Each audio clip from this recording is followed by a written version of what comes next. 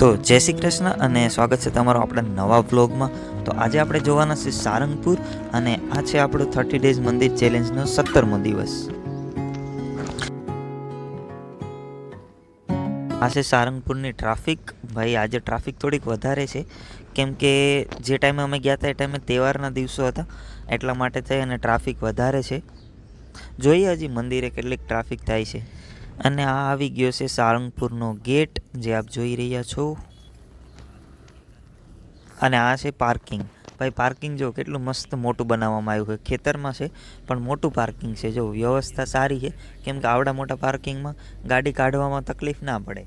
તો પછી આપણે નીકળીએ અહીંથી અને જઈએ મંદિર બાજુ કેમ કે વહેલો ટાઈમ આપણે વધારે ટાઈમ વેસ્ટ નથી કરવો અને મંદિરમાં થોડોક ટાઈમ કાઢશું। આ છે મેઇન બજાર જે મંદિર તરફ જાય છે અને અહીંયા પણ એક ગેટ આવેલો છે જો આ રહ્યો સાઈડમાં તમને દેખાતો હોય તો ત્યાંથી આપણે એન્ટ્રી કરશું અને મંદિર બાજુ જઈશું। અને આ છે હનુમાન દાદાની મૂર્તિ જે અત્યારે હાલમાં બની ગઈ છે અને અમે એ ટાઈમે ગયા હતા ત્યારે બનતી હતી। આ જોઈ લો।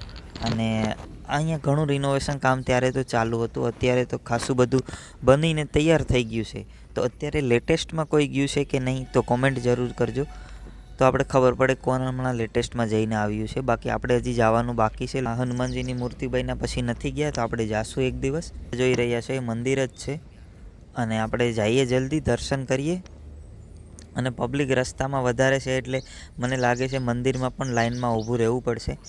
અને આ છે આરતીના દર્શન કરવાનો સમય તો જોઈ લો એકવાર પોઝ કરીને। અને ઓ ભાઈ મંદિર જો કેટલું મસ્ત છે। સારંગપુરનું મંદિર બહુ મસ્ત છે। જો અહીંયા હું એકવાર આવેલો છે એ પણ આપણે જે સ્કૂલમાંથી પ્રવાસમાં લઈ જાય સ્કૂલ ટૂરમાં એમાં એકવાર આવેલો છે। ઓ ભાઈ આ લાઈન જો કેટલી મોટી છે। આટલી લાઈનમાં ક્યારે વારો આવશે જો બહુ મોટી લાઈન છે ભાઈ।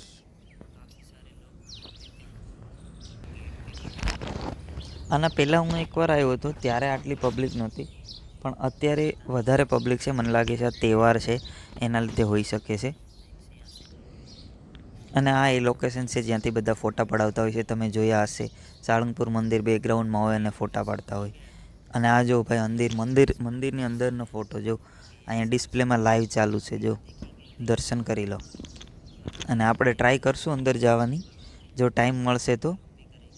બાકી જોઈએ તમે અહીંથી પહેલાં દર્શન કરી લો। જો અહીંથી મસ્ત દેખાય છે। લોકો આ બારીએથી ચડીને દર્શન કરે છે ભાઈ। જો દેખાડો અહીંથી આપણે દેખાય તો એકવાર જોઈએ, તમને દેખાડું ટ્રાય કરું। આ જોઈ લો ભાઈ અંદરનો નજારો। અંદર કંઈક આવું છે જો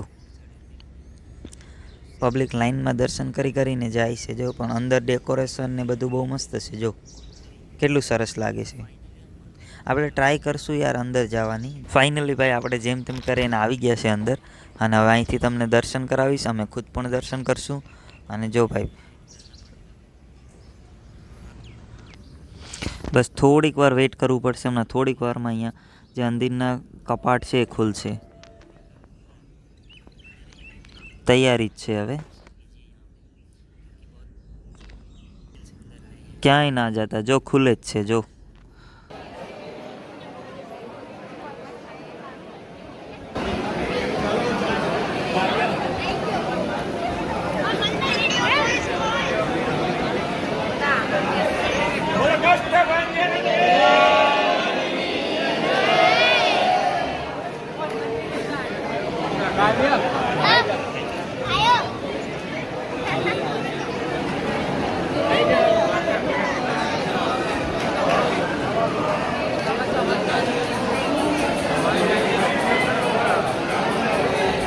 દર્શન કરી લો ભાઈ બધાય। જો શાંતિથી દર્શન કરી લો। જો કેટલા મસ્ત દર્શન થાય છે।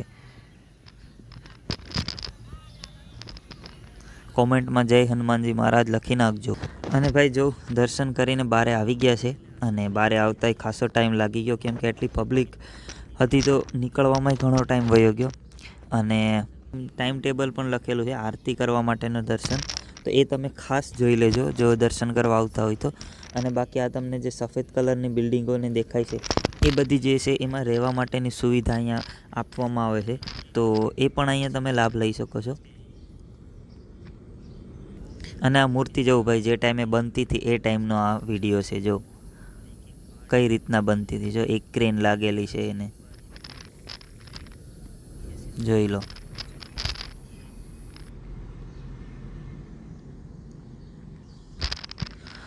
તો ભાઈ આ વિડીયોમાં આટલું જ. અને સારંગપુરનો આ વિડીયો કેવો લાગ્યો એકવાર કોમેન્ટમાં જરૂર જણાવજો. ફરી આપણે મળશું એક નેક્સ્ટ વિડીયોમાં. તો ત્યાં સુધી કીપ વોચિંગ અવર વિડીયોઝ. જય શ્રી કૃષ્ણ, જય માતાજી એન્ડ બાય બાય.